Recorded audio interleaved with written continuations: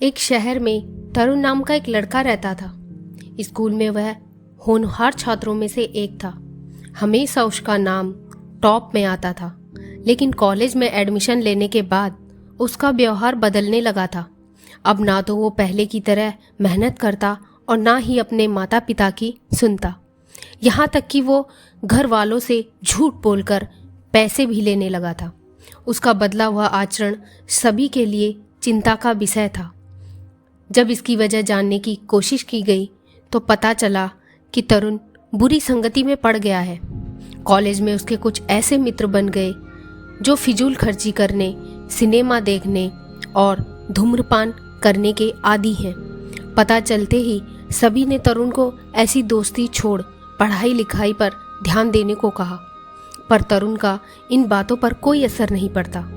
उसका बस एक ही जवाब होता, मुझे अच्छे बुरे की समझ है, अब मैं बड़ा हो चुका हूँ।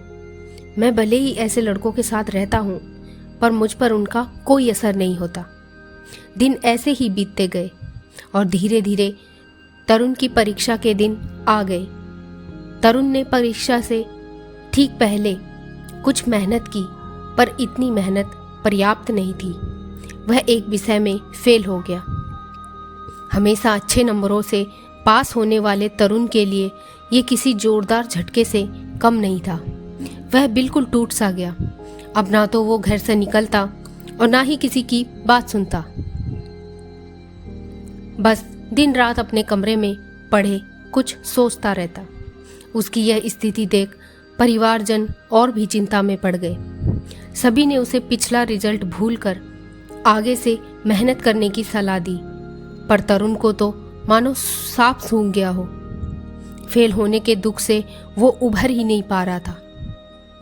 जब ये बात तरुण के मामा जी को पता चली तो उन्हें यकीन नहीं हुआ, क्योंकि तरुण प्रिय बच्चों में से एक था, क्योंकि वह हमेशा अव्वल नंबरों से पास होता था। उसकी यह स्थिति जान उन्हें बहुत दुख हुआ। उन्होंने निश्चय किया कि तरुण को इस स्थिति से जरूर निकालेंगे और इसीलिए उन्होंने एक दिन तरुण को अपने घर बुलाया। तरुण के मामा जी बाहर अंगीठी में आग सेक रहे थे। तरुण उनके बगल में बैठ गया। तरुण बिल्कुल चुप था और उसके मामा जी भी कुछ नहीं बोल रहे थे। 10-15 मिनट ऐसे ही बीत गए, पर किसी ने एक शब्द भी नहीं कहा। फिर अचानक तरुण की मामा उठे और चिमटे से कोयले के एक धधकते हुए टुकड़े को निकालकर मिट्टी में डाल दिया। वह टुकड़ा कुछ देर तो गर्मी देता, पर अंततः ठंडा पड़कर बुझ गया। यह देख तरुण बहुत उत्सुक हुआ और बोला, मामा जी, आपने इस टुकड़े को मिट्टी में क्यों डाल दिया? ऐसे तो वो बेकार हो गया। अगर आप इसे अंगीठी में ही रहने देते तो अन्य टुकड़ों की तरह वो भी गर्मी देने के काम आता। मामा जी मुस्कुराए और धीरे से बोले, बेटा, कुछ देर अंगीठी से बाहर रहने से वो टुकड़ा बेकार नहीं हुआ। लो, मैं उसे दोबारा अंगीठी में डाल देता हूँ। और ऐसा कहते ही उन्होंने टुकड़ा अंगीठी में डाल दिया। अंगीठी में जाते ही वह टुकड़ा वापस धधक कर जलने लगा और पुनः गर्मी प्रदान करने लगा। कुछ समझ आया तरुण बेटा? मामा जी ने तरुण से पूछा। तुम उस कोयले के टुकड़े के समान ही हो। पहले जब तुम अच्छी संगति में रहते थे, मेहनत करते थे, अपने माता पिता का कहना मानते थे, तो तुम अच्छे नंबरों से पास होते थे। पर जैसे ही वो टुकड़ा कुछ देर के लिए मिट्टी में चला गया और बुझ गया, तुम भी गलत संगति में पड़ गए और परिणाम स्वरूप फेल हो गए।